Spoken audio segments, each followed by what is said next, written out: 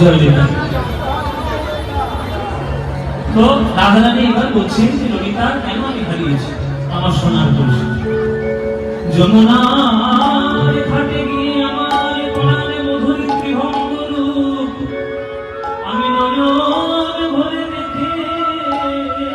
দেখলাম, সেই রূপে নয়নে দিয়ে আমার সোনার কলসি যমুনার জলে ভেসে গেল।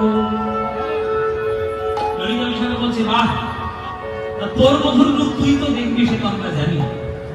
কেমন তোর মধুর রূপ থেকে দেখবি আমাদের একটু বর্ণনা করে শোনাবি না? বলে এই জগতে 3 রকমের ধ্বনি আছে। বলে কে কে? একটা গোবিন্দের রূপ যিনি সাজিয়েছেন তিনি প্রথম ধ্বনি, সেটা হলো মা যশোমতী। কেননা কৃষ্ণকে রোজ সাজায় মা যশোমতী, আর সেই রূপ দর্শন যে করেছে সে হচ্ছে দ্বিতীয় ধ্বনি, মানে তুই রাধারানী, তুই দ্বিতীয় ধ্বনি। আর তোর কাছ থেকে সেই রূপের বর্ণনা শুনে আমরাও হব তৃতীয় ধ্বনি, আমরা সেই তৃতীয় ধ্বনি হতে চাই। আমাদের কাছে ঠিক আছে, শোনাচ্ছি আমার গুরুকে কেমন দেখতে।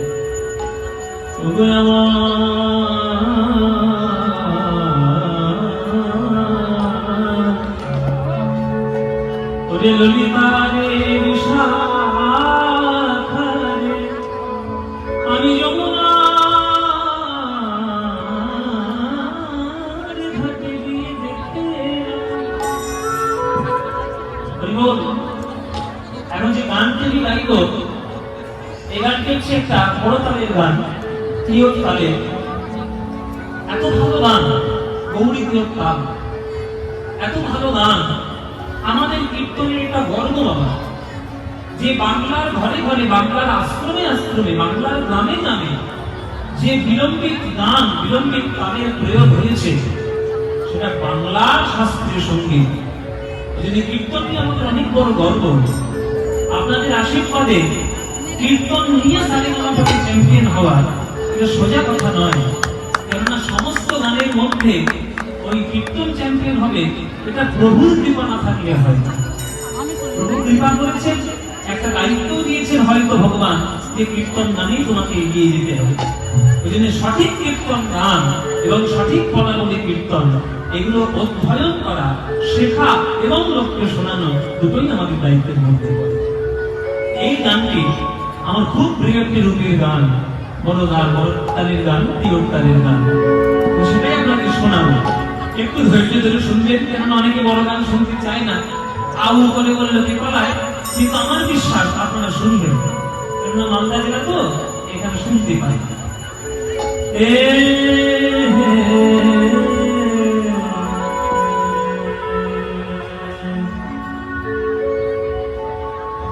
আরে কি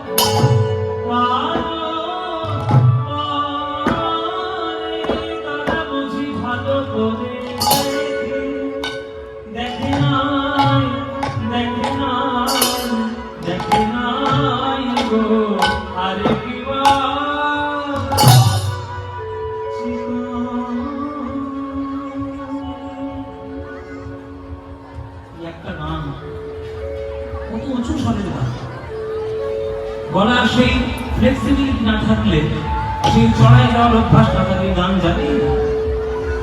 বলছে চিকন কালিয়া রূপ মরমে লাগিল, ধরনে না যায় মহিয়া। ও মায়েরা, চিকন কালিয়া রূপ মরমে লাগিয়া, সে ধরনে না যায় মহিয়া। মানেটা কি? মানেটা হলো চিকন শব্দের অর্থটা আগে জানতে হবে। চিকন শব্দের অর্থ বিভিন্ন জায়গায় বিভিন্ন রকম। যেমন বাংলাদেশে বা পূর্ববঙ্গে চিকন শব্দের অর্থ হচ্ছে ফর্সা। ওখানে ওই দেশে একটা গান আছে, ও চিকন গোয়ালিনী রসের বিনোদিনী, অরূপ যৌবন তোমার জোয়ারের পান। মানে চিকন শব্দের অর্থ পূর্ববঙ্গে ফর্সা। আবার আমাদের পশ্চিমবঙ্গে, মানে যদি বলি ঘটিদের কাছে, পূর্ববঙ্গ মানে যদি বাঙাল হয় তাহলে পশ্চিমবঙ্গে বেশিরভাগ ঘটি। ঘটিদের কাছে বা পশ্চিমবঙ্গের বাঙালিদের কাছে কোথাও কোথাও চিকন শব্দের অর্থ হচ্ছে সরু। মানে কি বলে না, চিকন পাড়ের শাড়ি দাও, মানে সরু। আর পদাবলী সাহিত্যে যে চিকন শব্দটা আমরা এখন ব্যবহার করছি, এই চিকন শব্দের অর্থ হচ্ছে মসৃণ। চিকন মানে মসৃণ, মানে কালো রূপ কিন্তু মসৃণ। গোবিন্দের এই মসৃণ কালো রূপ যদি কারোর একবার হৃদয়ে একবার ঢুকে যায়, আর সেই রূপ বের করা সম্ভব নয়। চিকন কালিয়া রূপ মরমে লাগিয়া আছে, ধরনে না যায় মহিয়া। গোবিন্দের বদনখানা কেমন, কত চাঁদনী নারিয়া মধু, মুখখানি মাঝি আছে গো, কত চাঁদনী নারিয়া মধু, মাঝি আছে গো, কত চাঁদনী নারিয়া মধু,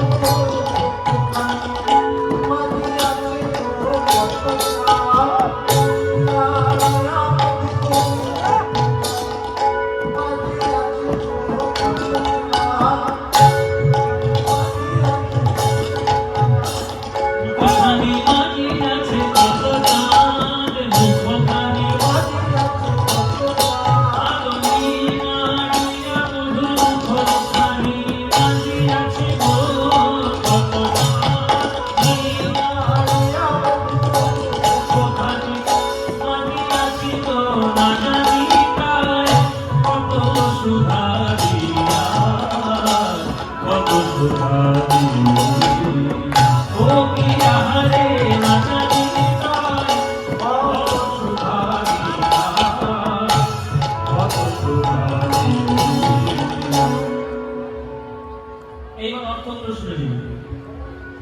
চিকন কালিয়া রূপ মানে মসৃণ কালো রূপ রাধারানীর হৃদয়ে লেগেছে, মানে মনে ধরেছে, ধরনে না যায় মহিয়া। তাই তিনি ধৈর্য ধরতে পারেননি, সোনার কলসি হারিয়ে গেছে। আর সেই গোবিন্দের বদন কেমন, কত চাঁদনী নারিয়া, বধুর মুখখানি মাঝি আছে গো, না জানি তাই কত সুধা দিয়া।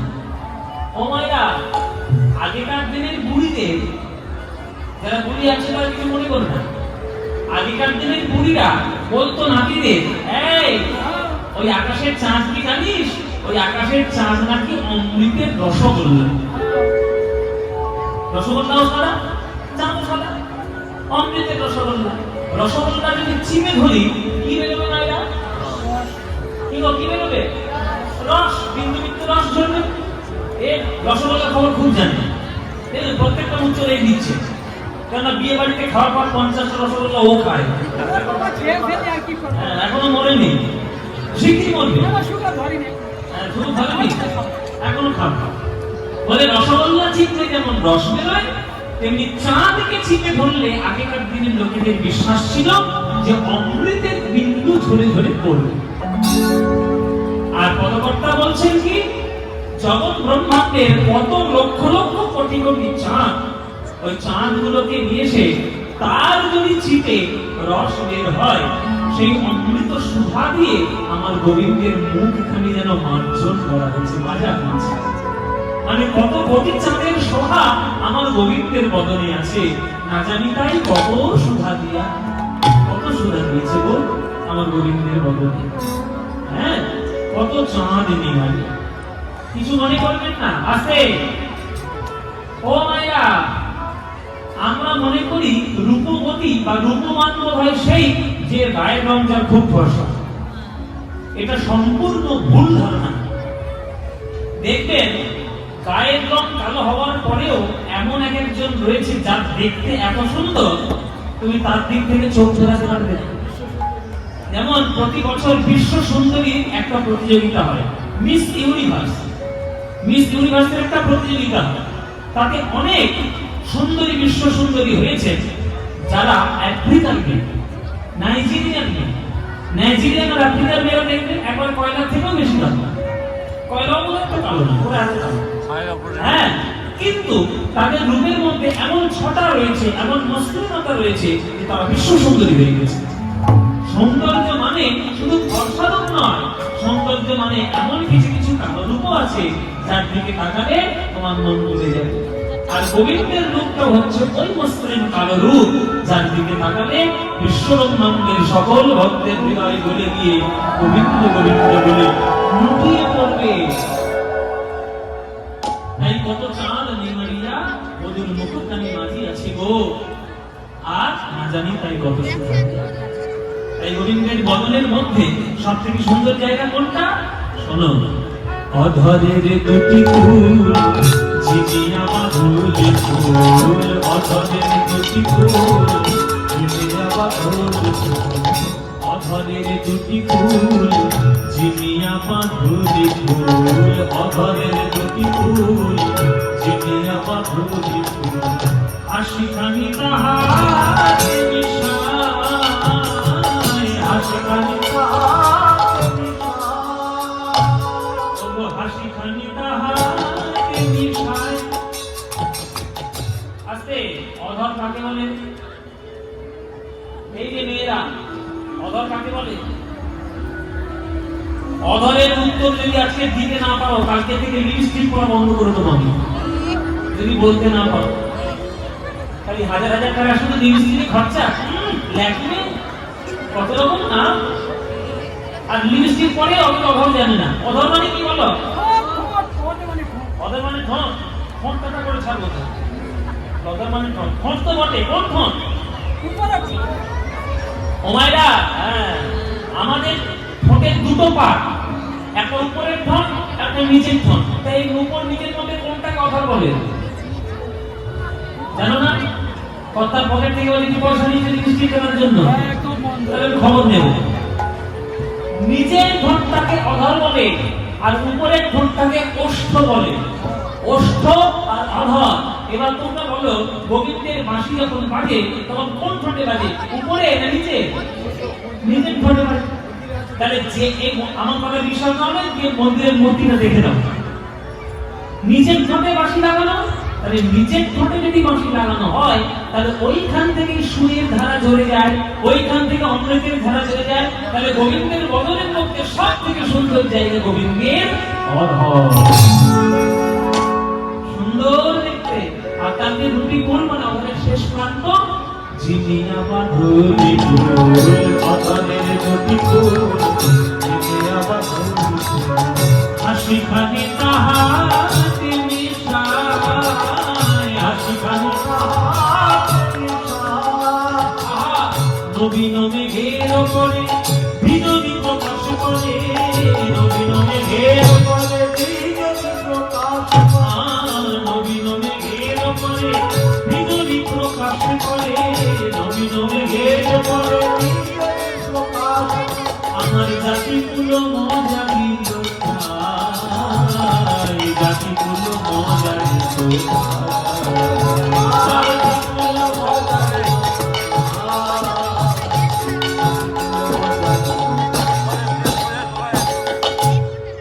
আকাশের মেঘ থেকে যখন বিদ্যুৎ চমকে ওঠে, ওই এক বিদ্যুতের শোভায় সমগ্র জগৎ আলো হয়ে যায়। এমনি গোবিন্দের এই কালো বদন, নীলাভ বদন, ওই কালো মেঘের বদন হতে যখন হাসে গোবিন্দ, হাসতে গেলে তো তাদের শোভা দেখা যায়। এই গন্ধের শোভা যখন উজ্জ্বল হয়, তখন মনে হয় ভক্তের হৃদয় থেকে সকল অন্ধকার দূর করে গোবিন্দের এই হাসির বিজলি যেন ঝরে পড়ে। অভিন্ন মেঘের পরে বিজলি প্রকাশ করে জাতিগুলো মজাই হতো। সখীরে আমার সবই গেল, সখীরে আমার সবই গেল, ওই গোবিন্দ পানে নয়ন দিয়ে সখীরে আমার সবই গেল, ওই গোবিন্দ পানে নয়ন দিয়ে কৃষ্ণ কৃষ্ণ কৃষ্ণ বলে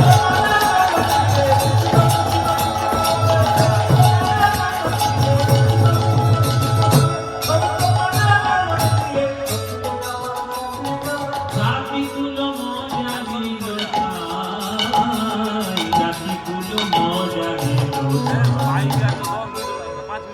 এই গোবিন্দের দেহের মধ্যে সবথেকে সুন্দর জায়গা গোবিন্দের অভাব, গোবিন্দের হাসি হচ্ছে। তারপরে আরো দুটো সুন্দর জায়গা আছে। কোন জায়গাটা?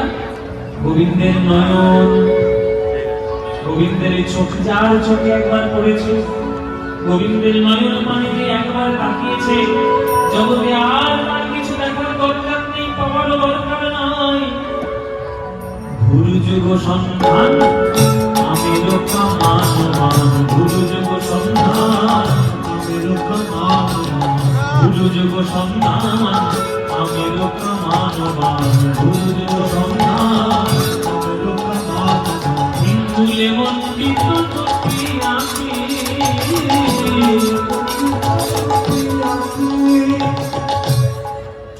ও মায়েরা, শীতকালে দেখবে, শীতকালে এই বিহারীরা কাঁধের তুলোর বস্তা তুলে নিয়ে আর একটা ধনুকের মতো জিনিস নিয়ে তারা শীতকালে লেপ তৈরি করতে আসে। হ্যালো হ্যালো, কেমন শুধু ভক্তবৃন্দ, আমাদের